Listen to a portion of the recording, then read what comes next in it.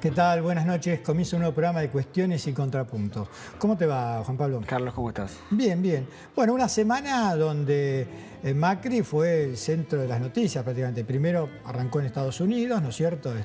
Tuvo su encuentro tan deseado Con el presidente Trump. con el presidente Trump. Y ahí, bueno, se trajo como banderita que lo que había conseguido con Obama lo volvió a conseguir con Trump, que era la posibilidad de vender limones, que los limones argentinos entraran en los Estados Unidos. Sí, una cifra de 50 millones de dólares aproximadamente. Exacto. Que va a favorecer básicamente al pueblo tucumano, el principal productor de limones a nivel mundial, si no me confundo. Sí, la empresa es la principal productora de limones. Pero sí. bueno, una cifra que quizás no es tan relevante a la hora de hablar de la balanza comercial de un país. No, obviamente, si tomamos para lo que es la República Argentina, no es una cifra para andar vanagloriándose, pero es importante para ese sector. Eso es como cuando dijo los arándanos, ¿viste? Que estaba, o sea, buscan. Yo me acuerdo en el 83, cuando Alfonsín gana, inesperadamente para muchos, que todavía el peronismo estaba buscando una mesa, la mesa de Avellaneda, una mesa porque no podía digerir la derrota. Y hoy me parece que el gobierno, los números dan todos mal, un número de mujeres da mal. Entonces, donde tienen una pequeña cuestión, la magnifican. Y está bien porque, bueno, tienen que, en este año electoral, tienen que mostrar algún tipo de logro. Les cuesta, pero bueno, cuando encuentran algo, creo que lo están magnificando. Y después también estuvo el 1 de mayo, un 1 de mayo con 6 actos, Sí. en Ferro, junto al Momo Venegas. Un acto polémico por los carteles que aparecieron después, con una suerte de amenazas o, si se quiere, un destino que pueda tener el Momo Venegas, acusándolo de traidor, comparándolo con la figura de Bandor, sindicalista. Sí, pero eso no fue en Ferro, eso fue en el acto de, digo, de la CGT. Exactamente, los carteles aparecieron criticando esto, ¿no? Que tenía que ver con el acto en Ferro. Una cuestión polémica, sí, pero a la vez es razonable, si se quiere, o se puede pensar que muchos trabajadores estén descontentos con esta foto del Momo Venegas como representante de la clase trabajadora y Macri, un gobierno que, por lo menos, algunas medidas que pedían muchos trabajadores, como la del impuesto a las ganancias, todavía no ha tenido un gran eco en los bolsillos de los trabajadores. No, y también hizo dos referencias ahí en ese acto Macri. Uno hizo referencia a su gira por Estados Unidos, diciéndole a uno que estaba ahí, estuve hablando de ustedes. Sí, me preguntó por vos. En los Estados Unidos. ¿Qué estoy hablando? ¿De peronismo en los Estados Unidos, Macri? No me parece. No me parece. Y después la referencia a Perón, ¿no? Cuando dice que, bueno, hay que recordar lo que decía Perón, que cada uno tiene que producir lo que consume. Él dijo que era un poco peronista también, así que no te sorprendas tanto. No, pero lo que pasa que, a ver, lo trae a Perón, pero lo trae mal. ¿Por qué digo que lo trae mal? Porque Perón no se refería a los trabajadores. Porque los trabajadores por sí, para poder vivir, tienen que trabajar. Su capital es su trabajo, entonces tienen que trabajar y para poder consumir, por supuesto que producen por lo menos que consumen. Él se refería a la oligarquía, cuando dice que cada argentino por lo menos tiene que producir lo que consume. A una oligarquía que era parasitaria y que no producía. A eso se refirió Perón cuando decía que cada argentino tenía que producir lo que consume. Macri lo trae para otra cosa. Y después hay otra cuestión. Fíjate que está hablando de Momo Venegas, que es precisamente el gremialista, ¿no?, de la UATRE, que son los peones rurales. Si hay un trabajo en realidad en la Argentina que está siendo muy cuestionado, que tiene, digamos, sí, no quiero hablar de trabajo esclavo, pero en realidad... No, pero hay que decirlo porque las principales denuncias van por ese lado. Incluso hoy empezaron a trascender en redes sociales imágenes que mostraban cómo se le pagaba a los trabajadores. Muchas veces a estos trabajadores rurales se le paga con bonos para que compren la propia producción que ellos levantan o a esas empresas que están vinculadas al recogimiento de esta producción. Digo, sí, se puede hablar de un trabajo muy desregulado. También hay que decirlo, es difícil controlar, imagino, campos en el interior de la provincia de Buenos Aires. Un trabajo golondrina, y tiró el tema del empalme. A primera vista, uno podría estar de acuerdo, a primera vista. Yo lo que me temo es que, por decirte una cifra redonda, no sé, si te pago 10.000 pesos por mes, no es que te voy a pagar los 10.000 pesos por mes y vas a poder seguir cobrando los 4.000 pesos de lo que paga el Estado, sino que va a terminar que vas a cobrar 10.000 pesos, 6.000 te lo pago yo y 4.000 el Estado, con lo cual podemos estar pagando también un sueldo, ¿me entendés?, gratis para la oligarquía del campo. Este es el tema. Sí. Porque, a ver, el que conoce un poco la Argentina sabe cómo son estas cuestiones. Lamentablemente saben cómo son estas cuestiones. Y me parece que lo que a priori, te digo, puede estar bien, puede terminar en realidad, lo que está haciendo el Estado es encima, con todos los beneficios que le dio al campo, encima te consigo mano de obra a mitad de precio, porque la otra parte la pago yo. Seguro. Y después, como vos dijiste, los actos de la CGT, lo que ocurrió en obra sanitaria, donde la CGT oficial, digamos, hizo su acto. Un acto también pobre, ¿eh? Vos veías lo que era la imagen de ese palco, ¿no? Con su orador Smith, también estaba Daer, no estaba Acuña. Todos dicen que este trumbero dura hasta la elección. Después de la elección se parte... Hasta la elección, quizás antes... Van a tratar de llegar hasta la elección, aunque sea con muleta. Y después me parece que se parte... Hay sectores de la CGT que están pidiendo endurecer la postura, en lo que tiene que ver con los reclamos, en lo que tiene que ver con la movilización, con salir a la calle, con hacer visible, ¿no? la crítica situación, que por lo menos así lo manifiestan los dirigentes gremiales, que se vive en muchos de los gremios, sobre todo los que están ligados a la producción. Sí, y el viernes pasado, por ejemplo, en San Martín, Camioneros inauguró una sede gremial. Ahí estuvo Pablo Moyano, y ante una pregunta sobre precisamente cómo va a reaccionar la CGT ante un gobierno que hasta ahora las propuestas de la CGT no las tuvo en cuenta, Pablo Moyano dijo que, bueno, ¿por qué no se lo preguntan esto a los otros 29 miembros del Consejo? Porque yo planteo estar en la calle, o sea, que planteó su disidencia a lo que es hoy la CGT oficialista. Sí, la postura oficial de la CGT. Habló de una campe también, ¿no? Habló de una campe, pero lo tiró y después no lo concretó. Claro. O sea, no lo veo como, digamos, tiró como que iba a hacer una campe esta semana en Plaza de Mayo, pero yo no veo por ahora señales de eso. Que esto se haga. Por ahí se hace, pero hasta ahora no se ve señales de eso. Y que mientras que no corre el mismo futuro que la escuela itinerante de los docentes, ahí puede haber otro conflicto duro para el gobierno. Ahí en la escuela itinerante fue otro de los actos del 1 de mayo.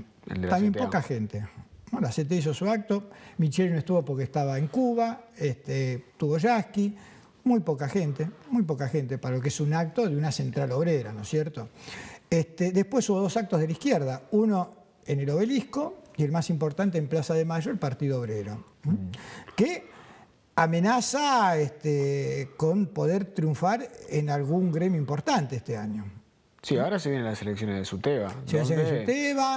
Ganaron en el gremio del neumático, es un gremio chico, pero lo recuperaron.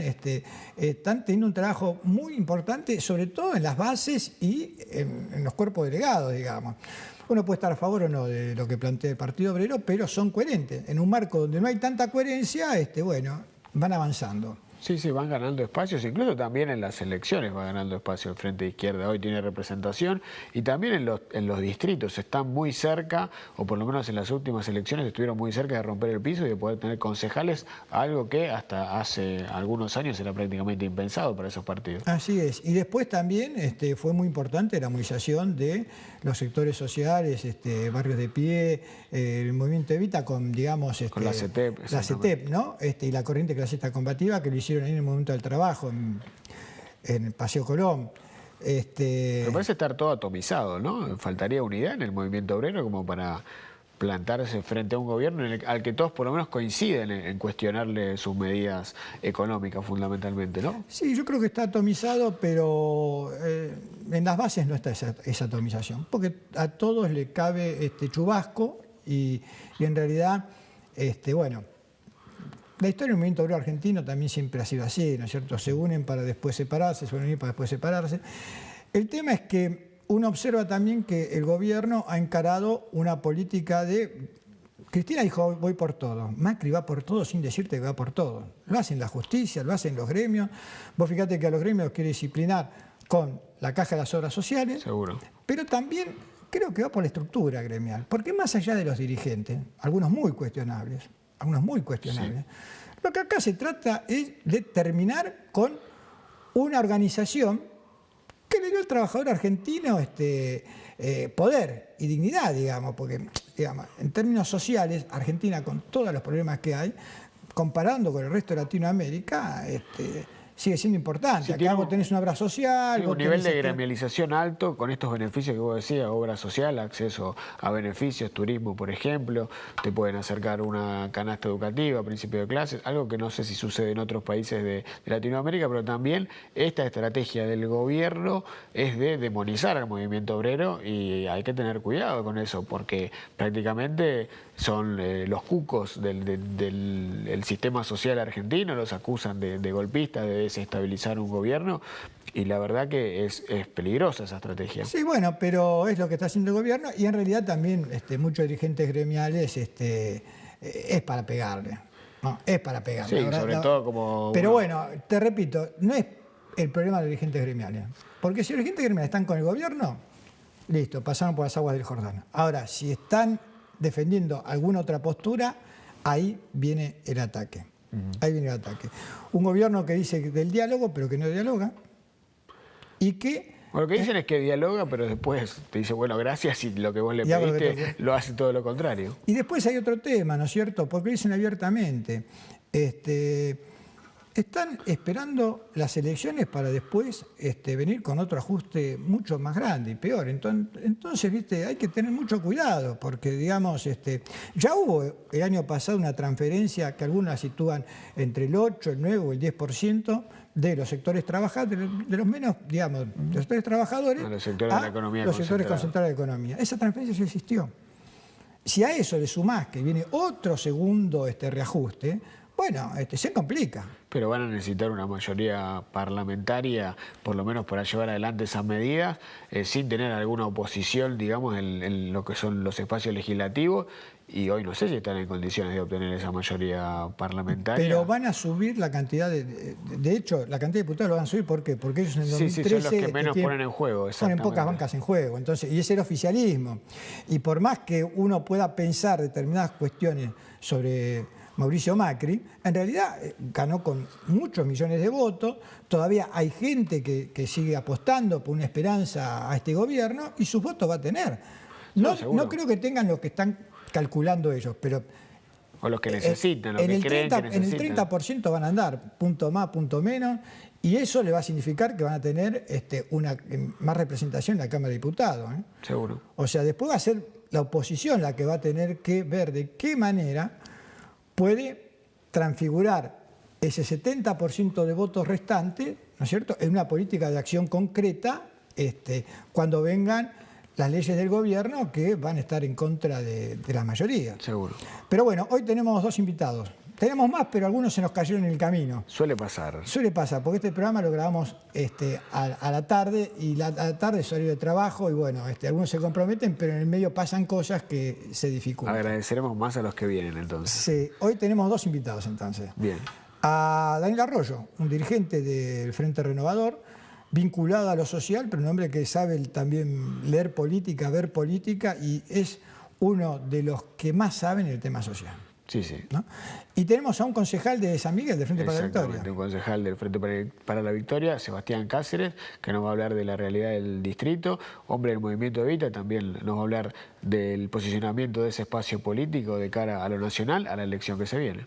Un San Miguel donde su intendente pasó para Cambiemos y es hoy ministro en la provincia de Buenos Aires. Son uno de los principales críticos de esta licencia que pidió Joaquín de la Torre para poder irse a la provincia y que asuma Jaime Méndez.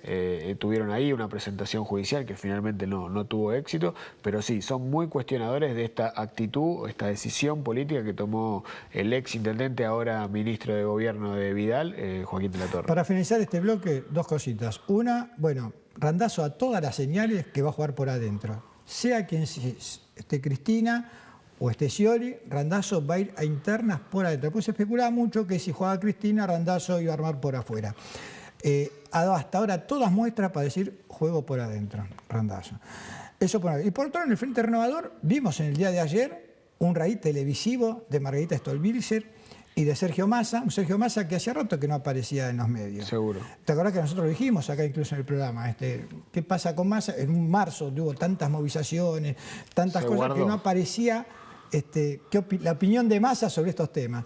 Bueno, ayer estuvo bien por todos los medios, con lo cual ya lo de Margarita Stolbizer y Sergio Massa es inamovible, digamos. Es un acuerdo que otra está prácticamente cerrado ya y que, bueno, los posicionará de cara a ser la tercera fuerza en discusión entre el Frente para la Victoria o el peronismo, no sé cómo llamarlo ahora, y Cambiemos. Tienen que estar ahí buscando romper la polarización, ¿no? Bueno, vamos a un corte y al resto estamos con nuestro primer invitado de hoy, con Daniel Arroyo.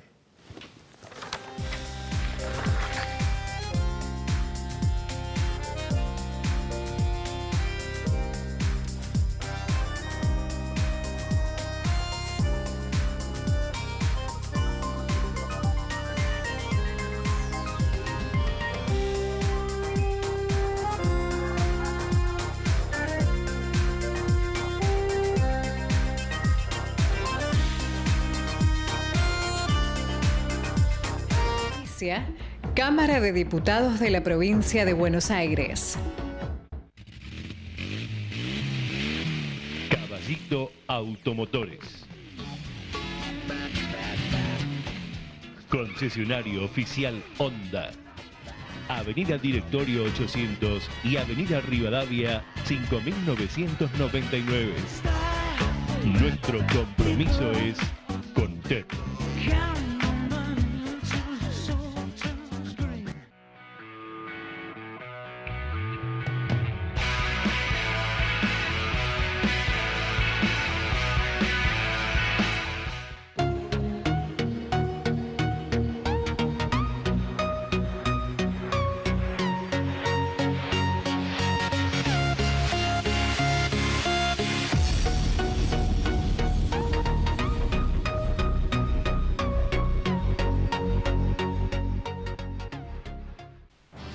Si hay algo que nunca falla, es el alimento de cada día. Qué mejor que elegir lo más rico, saludable y nutritivo. Noli es la mejor alternativa para acompañar todas tus comidas con su variedad de tapas, panes lácteos, desalvados, semillados, tacos y pastas. Encontralos en los supermercados de tu zona. Y no te olvides, Noli siempre en tu mesa.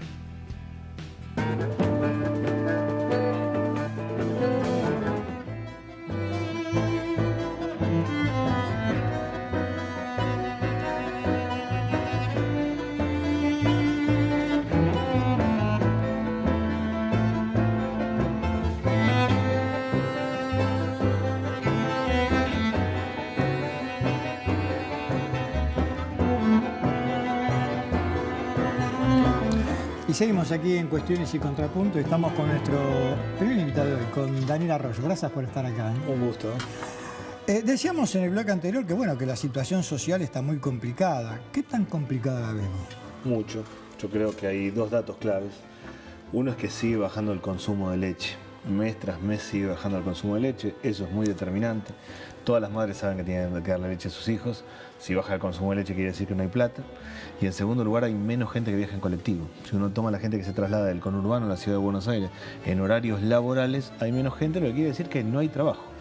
La economía está parada, siguen subiendo los alimentos, en el mes de marzo fue 3% la inflación en alimentos, no hay changas, no hay movimiento de changas y lo que tenemos es más gente en los comedores comunitarios y más chicos que se quedan a comer en la escuela. Objetivamente la plata no alcanza y la situación está difícil.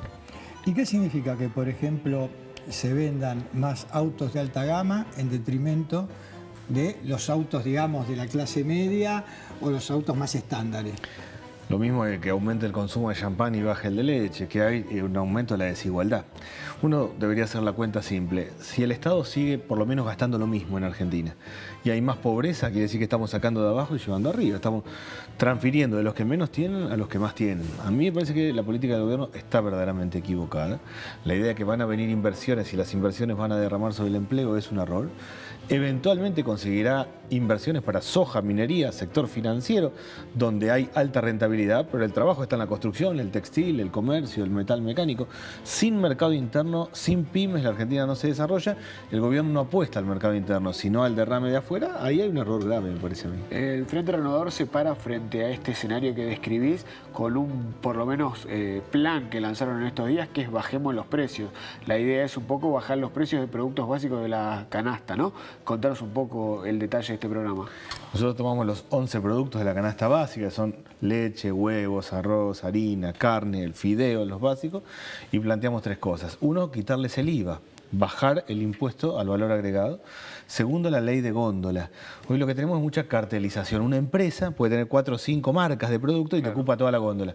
Queremos que no ocupe más del 40% y que haya competencia, que entren otros productos, otras marcas más para bajar los precios. Y en tercer lugar, hacer un observatorio, un seguimiento en serio y que paguen multas los que no cumplen con la baja de los precios. Nosotros, haciendo todo eso, entendemos que tiene que bajar un 20% el valor de los productos básicos y eso es clave. Más aumenta los alimentos, aumenta la pobreza en Argentina. Este, creo yo, es el punto central. Calculamos que efectivamente, poniéndolo en marcha esto, un jubilado va a ahorrarse casi 500 pesos por mes en poder de compra, va a recuperar, y una familia cerca de 1.000 pesos. Ahora, a la propuesta de ustedes, ¿tuvieron alguna señal del gobierno? Nosotros lo presentamos ya en el Congreso, habrá que ver qué es lo que plantea el gobierno. El gobierno hasta acá ha ido a otra orientación, ¿no? Ha creado la idea de precios transparentes, que ha sido un error grave. La idea de cargarle las cuotas creyendo que el contado va a bajar es un error grave. Yo creo que el que diseñó precios transparentes nunca tomó agua de la canilla, o nunca cruzó la vereda, o nunca tomó un colectivo. O sea, objetivamente cualquiera sabe en Argentina que la gente no le alcanza la plata, que paga en cuotas. Si a alguien se le ocurre cargar a las cuotas suponiendo que el contado va a bajar, hay un problema. El gobierno anterior cometía errores, creo yo, que tenía un secretario de Comercio que con un revólver sobre la mesa quería controlar la estructura de precios, pero este gobierno se fue todo al extremo y cree que esto se acomoda solo por arte de magia. Hace falta una política razonable de equilibrio, es eso lo que nosotros planteamos y esperemos que el gobierno y el conjunto de los partidos políticos aprueben la iniciativa en el Congreso. ¿Tiene equipo económico el gobierno para encarar estas modificaciones que cambien el escenario? Tiene equipo económico, lo que tiene es una orientación equivocada. Tiene equipo económico, tiene gente que ha mostrado éxito en otros planos. Ahora, cuando la inflación le va subiendo, el presidente del Banco Central sube la tasa de interés. O tiene un montón de ministros de Economía tirando distintas cuestiones. Falta una orientación, o sea, claramente el gobierno cree en el mercado y cree que esto se acomoda afuera. Y no es así la Argentina. Corremos el riesgo este año de que crezca la economía y crezca la pobreza, que crezca la economía en soja, minería, sector financiero, que eso le dé algunos puntos de crecimiento y que haya más pobreza porque se planche la construcción, el textil, el comercio, el metal mecánico. Esa disociación que hay en la estructura productiva argentina, o el gobierno no la ve o no la quiere ver, ahí hay una cuestión central. Ahora, Daniel, personas, como vos dijiste, ¿no?, con éxito en el plano personal, ¿no?, y en la actividad privada, ¿garantiza el éxito en la función pública?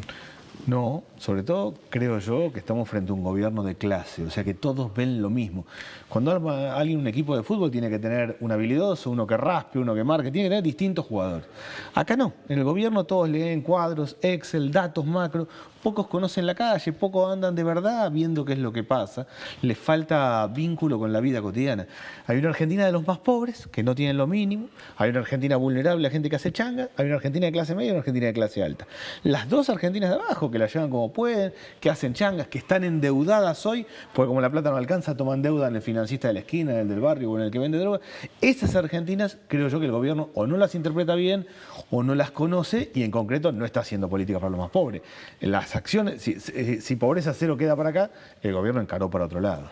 Las acciones estas, o mejor dicho, los escenarios que describís, hablan de una fuerte presencia de la economía en el día a día de todas las personas, ¿no?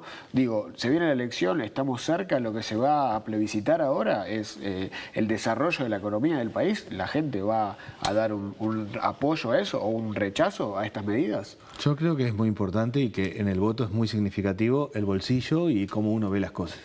Yo creo que en la Argentina el voto es racional y comparativo. Es racional, uno dice, estoy bien o estoy mal, cómo va esto, y comparativo, qué hay y quién me gusta de lo que hay. Me parece a mí que la gente que estaba mal, que está mal hasta hace un par de meses, le tenía esperanza al gobierno. Así, bueno, esto ojalá que arranque, la tuvieron difícil. Hoy ha perdido la esperanza, hoy siente que esto no va, que no me mejora, que todo me sale más caro y no quiere volver para atrás. Yo veo una parte importante del electorado muy desenganchado con la idea de polarización, porque no ve que el rumbo le convenga, no ve que mejore su situación, sino al revés, pierde empleo él, su familia, en el barrio es tan complicado y no quiere volver para atrás. Quien pueda construir en la Argentina una nueva idea de cómo nos desarrollamos, cómo crecemos, cómo hacemos un equilibrio entre el Estado y el mercado, va a conformar una nueva mayoría. Yo aspiro que seamos nosotros el Frente Renovador. Es muy difícil que las oposiciones ganen elecciones, o mejor dicho, las oposiciones nunca ganan elecciones. Las elecciones la ganan o la pierden los oficialismos, porque en cada puesta electoral, precisamente la gente ve lo que tiene y si lo que tiene le gusta, lo sigue apoyando y si lo que ve no le gusta, buscará las alternativas. Ahora, ¿la gente vota proyectos o vota por empatía o por el que cree que está más cerca de uno? El voto en la Argentina tiene un fuerte componente racional, como decía antes, y de empatía o de sentimiento, es decir, cuánto le creo o no le creo, cuánto siento que me está mirando o no mirando. Un problema importante del gobierno es que hay una parte grande de la Argentina que entiende que no lo está mirando, que no le está hablando, que cuando se plantea algo dice, para mí eso no es. Ese es un punto clave. Más allá de eso, lo que es objetivo es que estamos en un problema grave. Durante este tiempo, estos casi 16 meses de gobierno, aumentó la pobreza, aumentó la desocupación y aumentó la deuda. O sea, tenemos un problema hoy y van a tener un problema nuestros hijos y nuestros nietos porque nos estamos endeudando a ritmos brutales y alguien va a tener que pagarla. O sea, hay, yo creo, un gobierno equivocado, me parece a mí, que si el que tiene trabajo formal perdió ingreso porque las paritarias quedan por debajo de la inflación. Si el que hace changas hacía 5 veces por semana, ahora hace 3 porque hay menos movimiento. Si el que tiene un plan social alcanza menos porque los alimentos subieron, eso debería tener un impacto electoral y seguramente una parte importante de la población va a estar viendo, bueno, esto no me sirve, ¿qué hay y cómo busco? Ahí en la competencia nosotros nos vamos a presentar como una oposición responsable, como alguien que somos opositores, que no nos gusta y no nos parece bien lo que hace el gobierno, pero que planteamos propuestas como el tema de precios. Hablábamos antes de este acuerdo con Margarita Stolbizer que tiene el Frente Renovador. ¿Qué le aporta el GEL, el progresismo, Libres del Sur, también está cerca de ustedes, a el armado en su mayoría peronista que tiene el Frente Renovador? Nos hicimos un gran acuerdo parlamentario todo el año pasado y todo este año y ahora estamos presentando este tema de precios juntos en el Congreso. La verdad que yo creo que le aporta mucho, primero porque hay que construir una mayoría en la Argentina que tenga mucho de republicano y eso es lo que representa el GEN y Margarita Stolbizer, mucho de valores éticos, de institucionalidad, de respeto de reglas y mucho de justicia social, de mejoramiento de la situación, de mirar a los que menos tienen. Nosotros tenemos que ampliar el Frente Renovador en esos planos, creo que lo vamos haciendo bien, a mí me parece que hemos conformado un espacio político que no existía hace 4 años y que con esto vamos a consolidarnos. Estoy convencido que vamos a hacer una muy buena elección ahora en la provincia de Buenos Aires y que vamos a ser muy competitivos para adelante. Uno observa que entre Macri y Cristina, por poner dos polos, se retroalimentan, ¿no? En el enfrentamiento precisamente afianzan lo propio y retroalimentan. ¿Cómo se hace para romper con esta lógica, ¿no es cierto? Y ver lo que en un momento más se llamó la Avenida del Medio, la tercera vía, o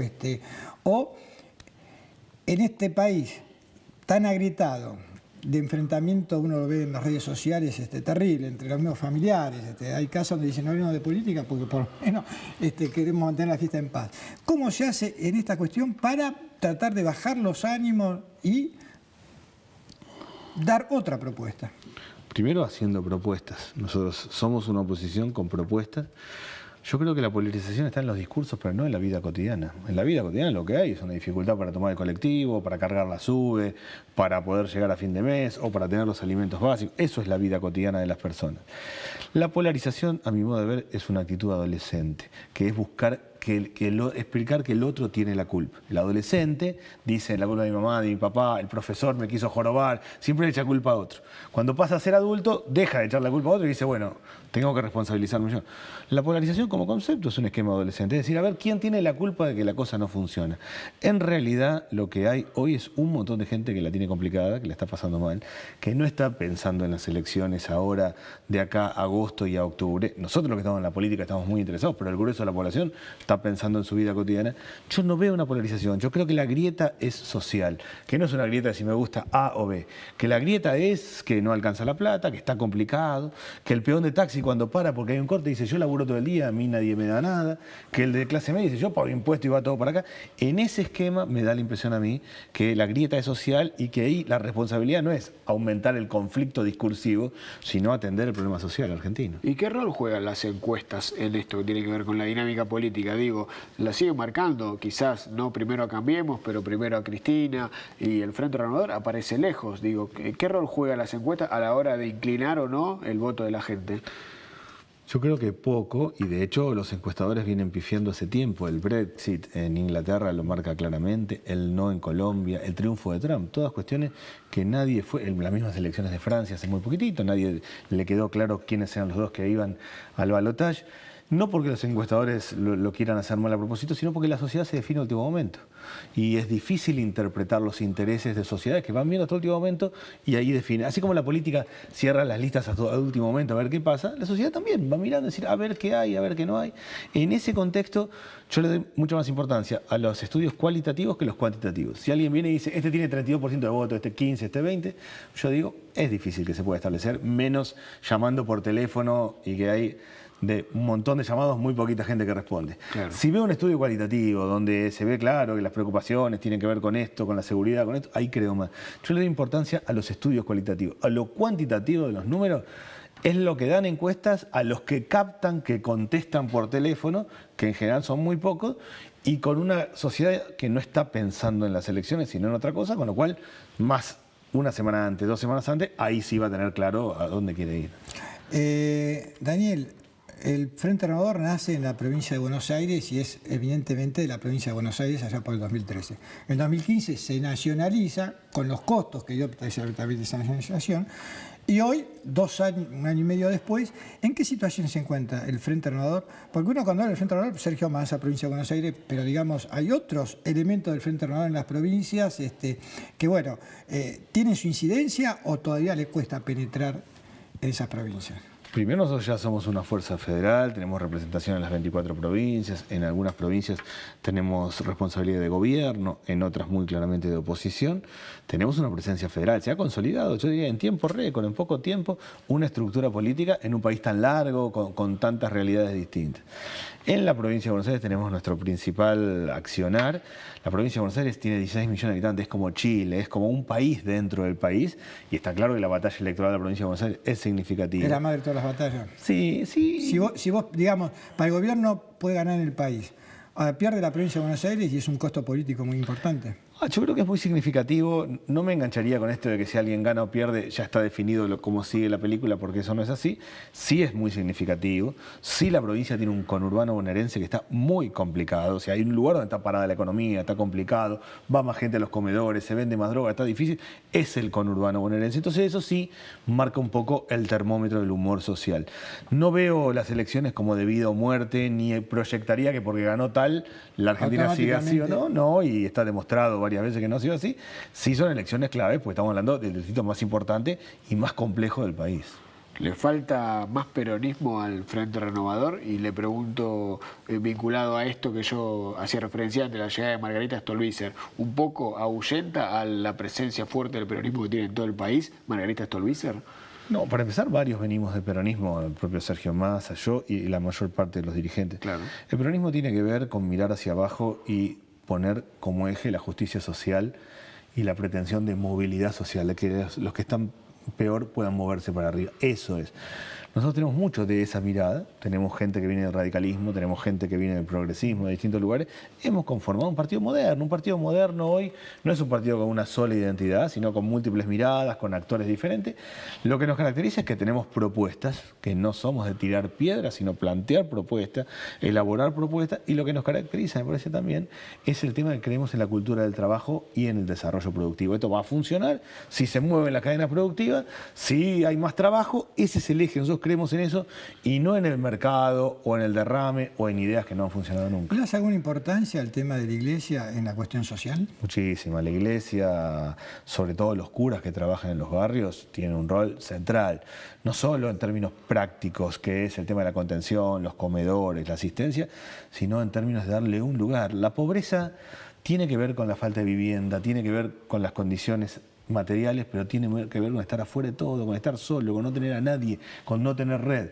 La iglesia, los curas, como los pastores evangélicos, como muchos otros, tienen un rol central. Yo creo que en la Argentina hay un fenómeno de re-religiosidad, que hay una expansión del mundo de la religiosidad y la espiritualidad suelta, de distintos modelos, de distintas formas, mucho por el lado de la autoayuda, de distintas religiones. Hay un fenómeno que se expande, que es la religiosidad, y que eso busca vincular lo social, de atender, con lo trascendente, con buscar trascender. Le doy muchísima importancia importancia a lo que hace la Iglesia Católica y mucha importancia al mundo religioso. La Argentina, lo masivo en la Argentina es la religiosidad, que como son acciones sueltas, dispersas, no es gente que vota lo mismo ni piensa lo mismo, no se lo ve como si fuera un sindicato, un partido político o una ONG, pero es lo más grande que tiene la Argentina, un fenómeno muy fuerte por debajo de todo, que es la vuelta a lo religioso y lo espiritual. Y por último, Daniel, ¿y el rol de la mujer? Visto desde el punto de vista que se están organizando incluso transversalmente y por fuera de los partidos políticos, pero uno ve esa organización realmente que se está dando. Yo creo que el siglo XXI es el siglo de la mujer, claramente, ¿no? Así como el siglo XX ha sido el siglo de la industrialización y del desarrollo productivo, nosotros llamamos el trabajador, el siglo XIX ha tenido otras connotaciones, el siglo XXI es el siglo de la mujer, claramente, donde va a haber equiparación, donde vamos a una paridad más allá de la cuestión de las listas, sino una equiparación en el mundo del trabajo, en las condiciones de ingreso, en el trato en la familia y en el cuidado de los chicos, más equilibrado. Vamos a un esquema distinto. La mujer tiene un rol central en la política, tiene un rol central en la vida cotidiana y claramente el esquema, inexorablemente vamos a un esquema de mucha paridad en los próximos años, en Argentina y en el mundo. Gracias por venir. Un gustazo, ¿no? Gracias. Nos damos un corte y al regreso estamos con nuestro segundo invitado de hoy, con el concejal de San Miguel de Frente para la Victoria, Sebastián Cáceres.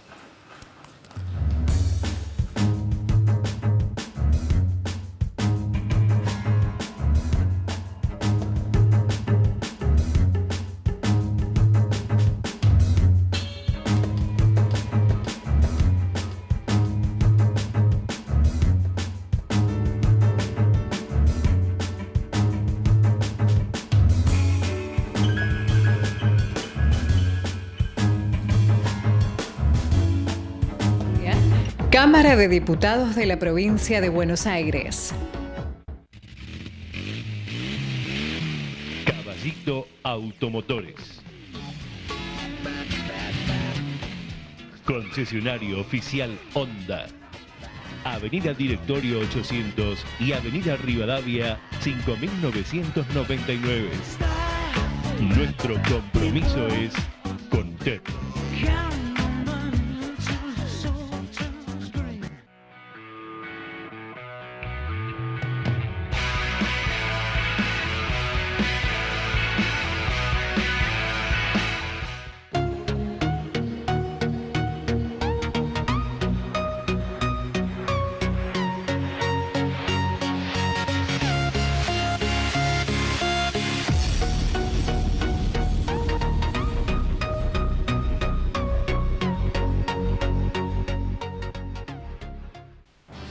Si hay algo que nunca falla, es el alimento de cada día. Qué mejor que elegir lo más rico, saludable y nutritivo.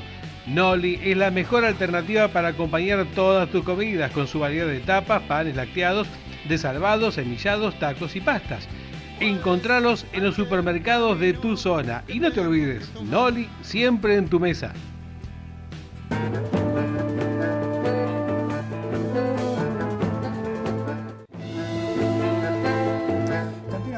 Cuestiones y Contrapunto con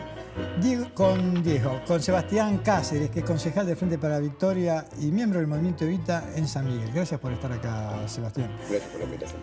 Estamos hablando en los dos bloques, sobre todo en el anterior, de la cuestión social, ¿no es cierto? Y ustedes se han caracterizado por precisamente estar en territorio y estar en lugares con grandes conflictos, ¿no?, sociales en esa cuestión. ¿Ustedes cómo están viendo este año y medio del gobierno de Mauricio Macri, precisamente en esos sectores?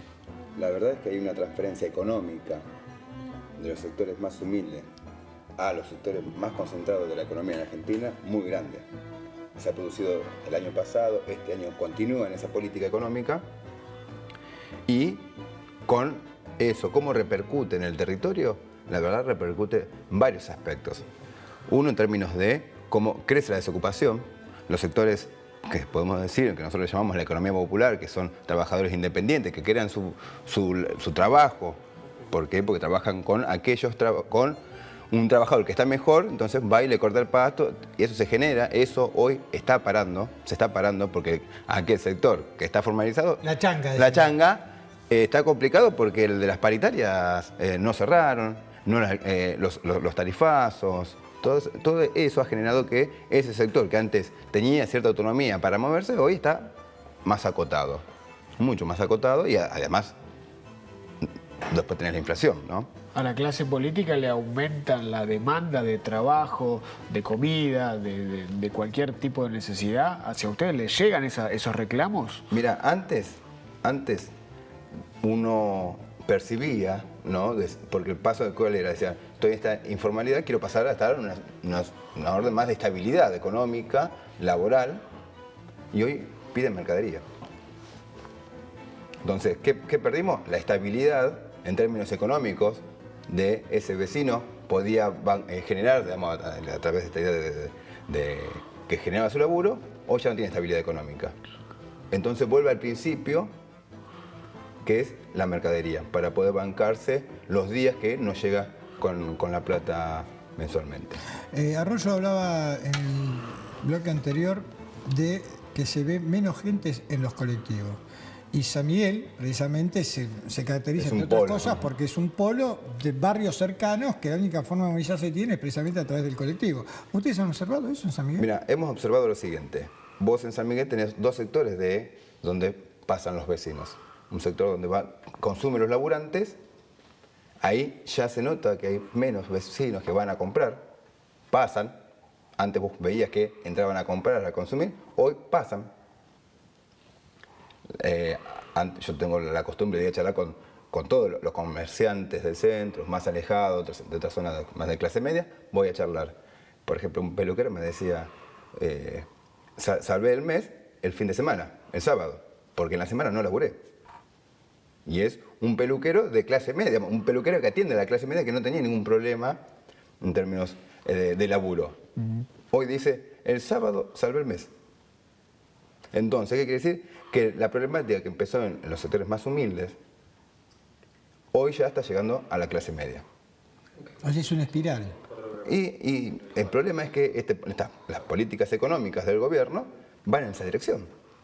Inevitablemente genera mayor inestabilidad en términos económicos para la sociedad, los más humildes primero, porque son los más fáciles para que caigan en esta situación, y después viene por la clase media. Seguro. Y obviamente hoy me pasaban a TILRA, que es el sindicato de los trabajadores que trabajan en la Serenísima, que Macri decía que el primer problema que tienen ese sector de trabajadores con respecto a Sanco fue el tema de venderle a Venezuela, no sé qué otro problema, y el convenio laboral. O sea, cobran mucho los trabajadores. Exactamente. Entonces, si el presidente de la Nación dice eso, el presidente de la Nación está diciendo eso, está atentando contra la estabilidad laboral de los trabajadores. Es que también si vos lo ves el término laboral como costo laboral y no como inversión laboral, bueno, todo lo que es un costo vos lo podés bajar. Sí. Si es una inversión es distinto porque estás viendo a futuro, digamos. Y en ese sentido hablamos al principio del programa de esto que tiene que ver con la demonización de la clase sindical. Como hombre de los movimientos sociales, ¿cómo lees esta iniciativa del gobierno?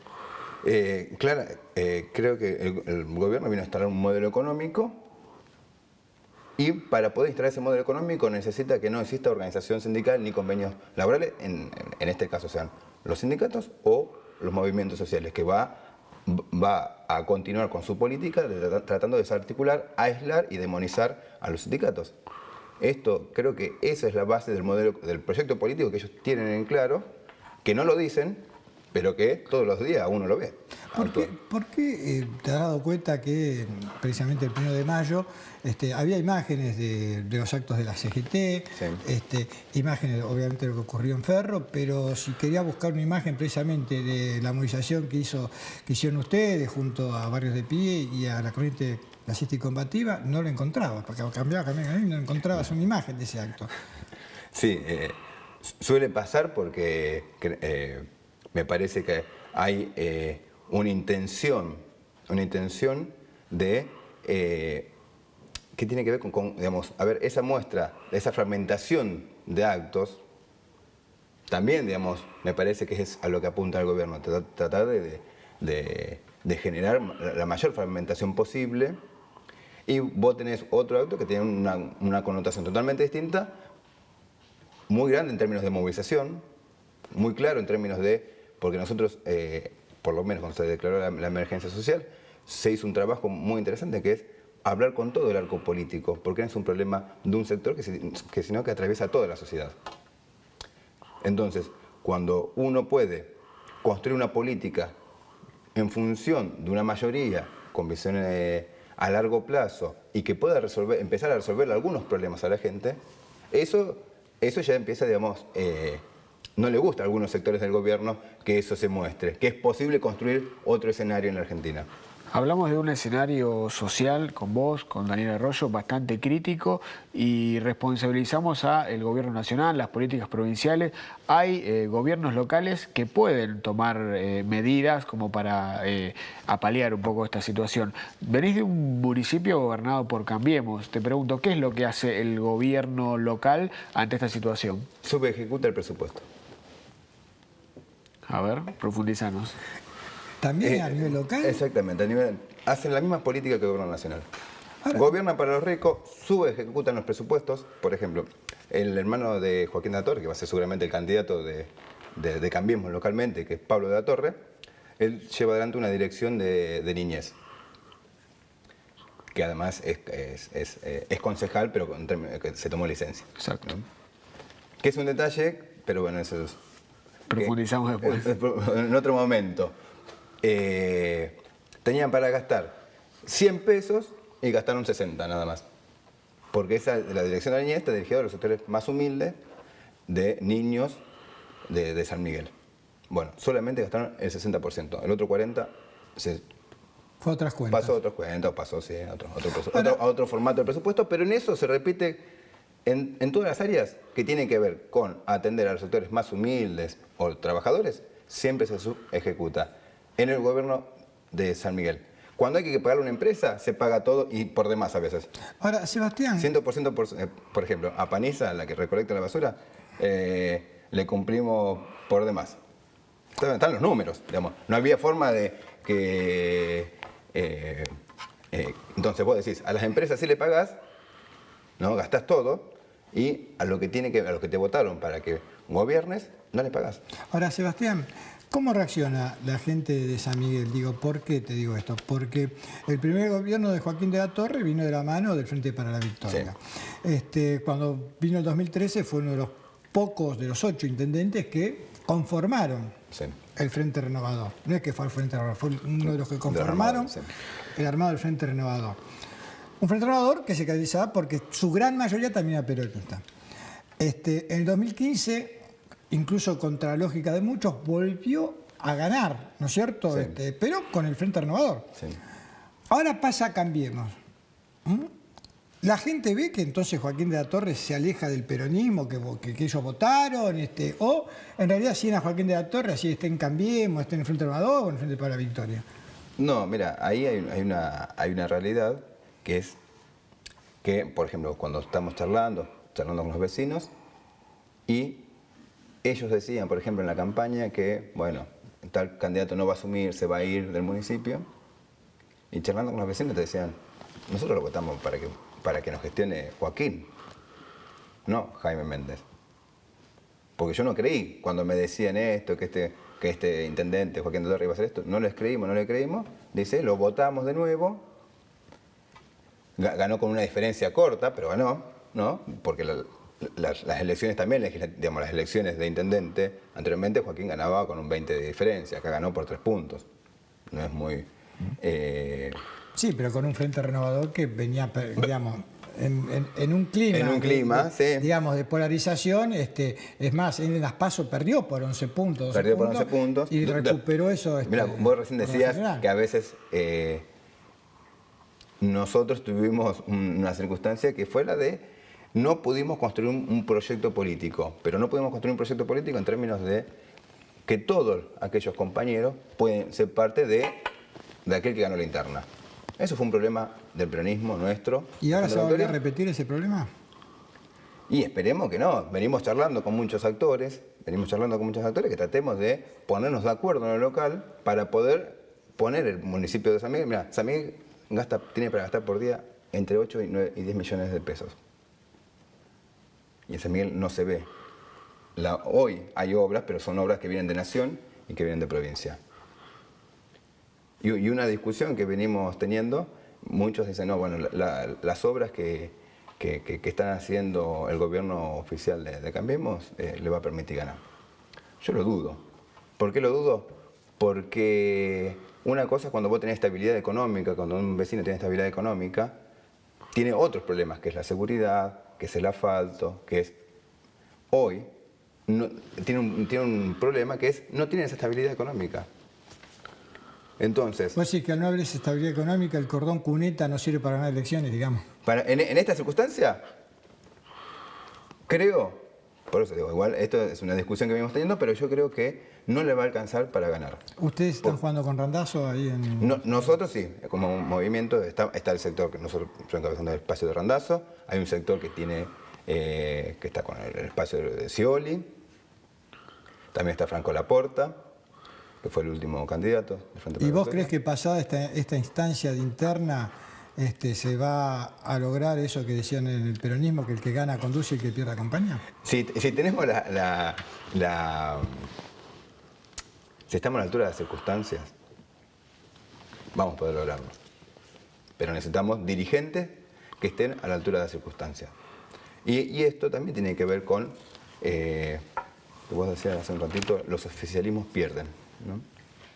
O ganan o pierden. Yo creo que en el 2015, en términos generales, perdimos nosotros y parte de esa autocrítica que tenemos que hacernos es construir dirigentes que estén más, escuchando más a los vecinos, las problemáticas, que en las internas políticas.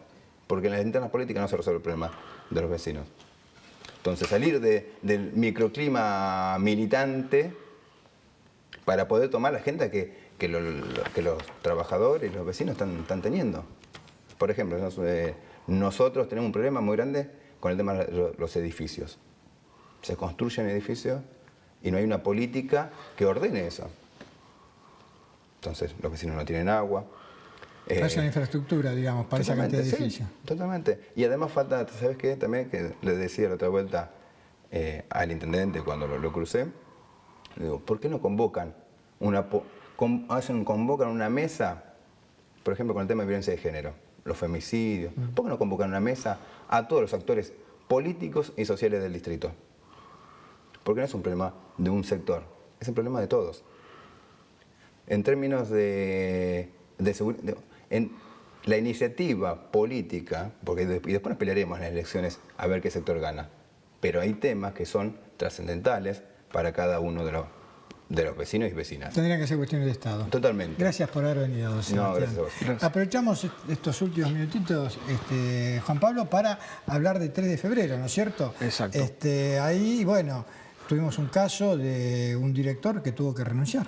Un caso complejo, trascendió todo por un allanamiento que hubo en el municipio de 3 de febrero. Vinieron a sacar computadoras del Centro de Operaciones Municipal. Buscaban archivos que tenían que ver con esto de pornografía infantil. Es una causa del 2015 que pesa sobre Diego Barrientos, que era funcionario también del Centro de Monitoreo de Tigre. Luego llegó a 3 de febrero, se lo acusa de tenencia de pornografía infantil. El director del COM, ¿no? El director del COM de 3 de febrero, exacto.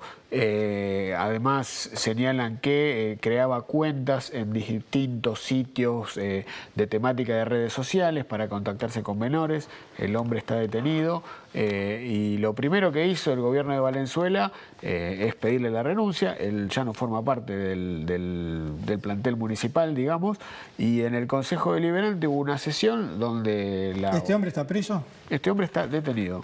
No sé si tiene condena, hay que chequear el avance de la causa. Sabemos que ya no forma parte del municipio, que el allanamiento se hizo y que está detenido. Se allanó también la casa, el domicilio particular de esta persona que vive en el partido de Tigre. Y te comentaba que en el Consejo Deliberante hubo una sesión, en el marco de la sesión se pidieron informes sobre la renuncia, se reclamó una situación que tiene que ver con que por qué no se le pidió que renuncie. No, el tipo se alejó solo, digamos, ¿no? Lo que correspondería a una renuncia o directamente echarlo del municipio ante esta causa, ante esta investigación que está llevando adelante. Y lo que se pidió también fue informes de lo que se pide a la hora de contratar a un funcionario y teniendo en cuenta que trabaja en el COM, en el monitoreo de imágenes, está vinculado de alguna manera con la posibilidad de acercarse a personas a través de las cámaras de seguridad que monitorean todo el distrito. Entonces, la pregunta es esa, ¿cómo nadie se dio cuenta de la existencia de esta causa, si es que no hay controles, si es que no es suficiente este pedido que se hace en el registro de antecedentes penales? Evidentemente no fue suficiente porque la existencia de la causa no saltó y, como te decía, data del 2015. Claro, no salta porque precisamente era una causa que estaba en trámite y no había una condena. Es complicado, como vos bien decís. Es complicado, pero hay mecanismos de averiguar si existe o no, sobre todo si existe o no una causa y sobre todo estos en estas áreas que son tan críticas. Y es la seguridad, tiene que ver con algo que es muy caliente hoy en 3 de febrero, ¿no? El tema de la seguridad está en boca no solo de la clase política, sino también de los vecinos. Todas las semanas hay algún hecho delictivo importante el 3 de febrero. Bueno, hemos llegado al fin de nuestro programa, así que nos estamos retirando. Ustedes han sido muy amables por permitirnos entrar en sus casas y nos vamos a ver el próximo miércoles a las 22 horas. Sí, a partir de la semana que viene, en vivo. En vivo. En vivo para que usted se comunique con nosotros, nos llame y también haga sus sugerencias, su aporte, sus preguntas también a los invitados, ¿por qué no? Así que nos vamos a ver el próximo miércoles a las 22 horas para más cuestiones y contrapuntos. Han sido muy amables.